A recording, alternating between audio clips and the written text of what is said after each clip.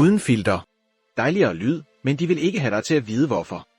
I København i 2023, da en 17-årig fra Nørrebro så et rødt lys, men Stjerne troede Stjerne det var grønt. Pulsen steg. Hjernen skreg farlige. Men så noget skete. Din hjernestem er ikke din ven, den er en overlevende fra istiden.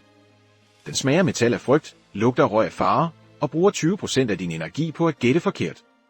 I Danmark bruger vi 3,2 timer dagligt på at korrigere dens fejl. Men her er sandheden. Hver gang du siger, jeg ved det, aktiverer du den samme hjernezone som ved løgnedetektortests. Og i 2022 fandt DTU ud af, 92% af alle sikre minder er redigeret inden for 48 timer. En enkelt tanke tager 0,1 sekund at danne, men hjernen laver allerede 5 falske versioner af den, inden du bliver bevidst om den. Det er ikke fejl. Det er strategi. Så hvis din egen hjerne kan narre dig en gang i sekundet, hvem stoler du så virkelig på, når du vælger, hvad der er sandt eller bare hyggeligt?